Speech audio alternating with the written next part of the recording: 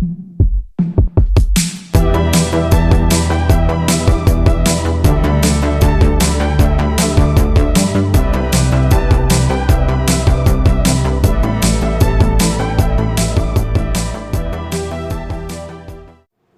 welcome to Bruce's Eclectic World.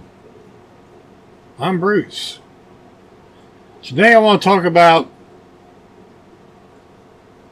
caps lock keys, specifically on IBM M1 keyboards that lack the super key. There's two great videos that I've watched recently. One was from Matt over at the Linux Cast, and several months ago over Sleepy-Eyed Vince over on his channel. They both explained two ways of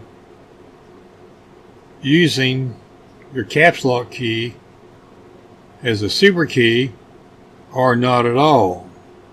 Matt's way turns the caps key off so he doesn't hit the caps lock. Some people use the caps lock key, I understand this.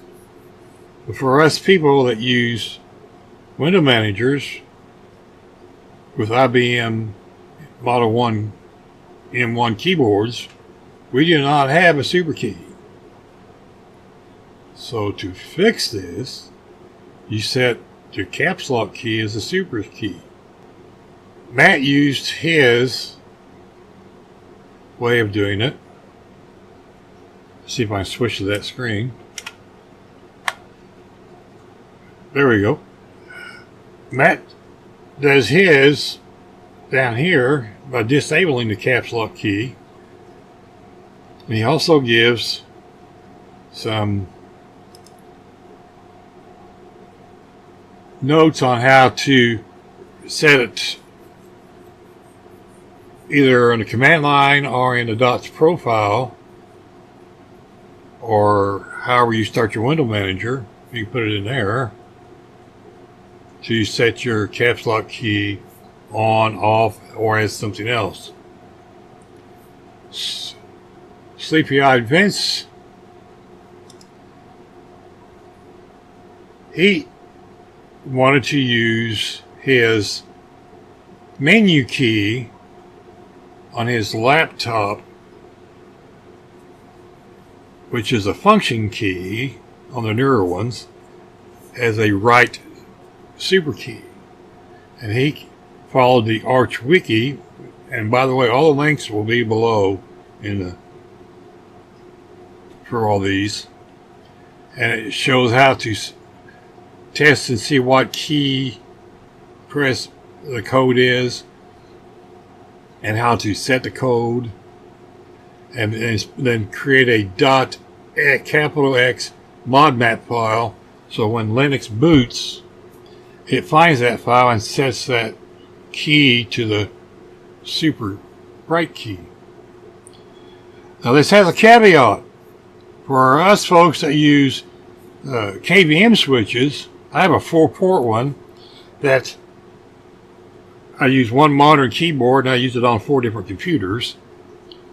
When I hit the scroll lock twice and a number like 1 or 2 or 3 or 4 on a keypad, it switches me to that computer, even though I have it set with the Xmod file.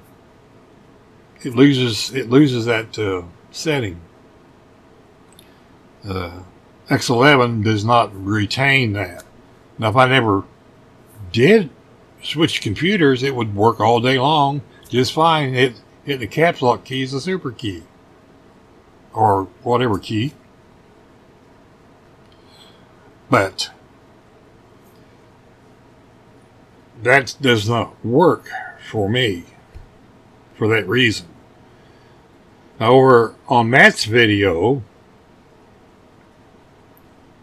he showed how to set this with another X11 command. There again, this has the same issue. When I switch computers, it goes bye-bye, goes away. Now, a gentleman down here, and I've got it opened up here somewhere. Let me get down here to it. Here we go. Called the Linux Legend. Left a comment that let me see if I can make this bigger. If you edit the file, user share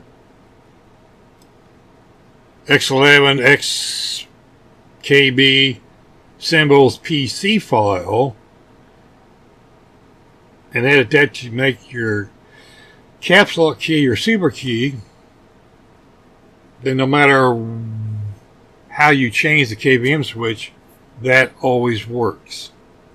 I've set it up with 4 computers on this switch and it always works. Every time I hit the caps lock key, it acts as a super key. I can't show that because I'm in my window manager. Left IBM. I was going to do this on a desktop and I forgot. I was going to log into my Cinnamon desktop and show you the functionality. You'll just have to trust me that it works. If you go over here to this file here, this is the PC file. As you can see, the path. What I did was copied this file down to here, and then I commented it out with the 2 slash files. Usually you use the hashtag, but I'm not sure what program language this is written in. But I just looked down through here and I could see where some of the other comments were using the slashes, so that's what I did. And I took and copied the super left, went up here and copied it over the caps lock section, hit save, and now when I hit the caps lock key, that acts as the left super key. The benefit of this is with like Arco Linux, they use setxkbmap, so does LinuxCast, DT, several other YouTubers that put out their dot files. They set their key bindings in that program and it runs as a daemon on your window manager, and it allows you to set your default key bindings for programs you want to use, and that way you never touch the config file for your window manager. You don't have to change the key bindings in it, you just leave the default key bindings alone. Now this one conflicts, then you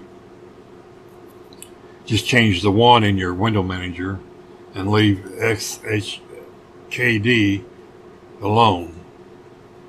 And that way it allows you to use other people's config file because they use the super key as the mod key. Hence the problem with the M1 keyboard, it doesn't have a super key. This will fix it.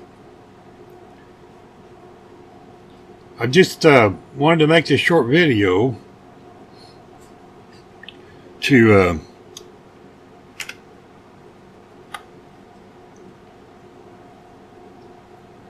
showcase this. If you haven't subscribed to the LinuxCast, do so. He's a pretty nice young man. Kind of crazy. I can say young man because he's 45 and I'm older a bunch. And then also be sure to go over and subscribe to Sleepy Eyed Vince's channel. He doesn't put out much, but occasionally he puts something out, and it's usually interesting.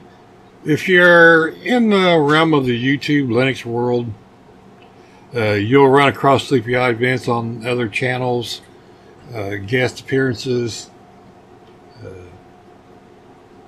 Depends on what time of day it is, because he lives down under, and if you're up in the States, he's asleep. 2 very good channels. You need to go look at them. With that said, this is all I have. I wanted to make a little short video, kinda.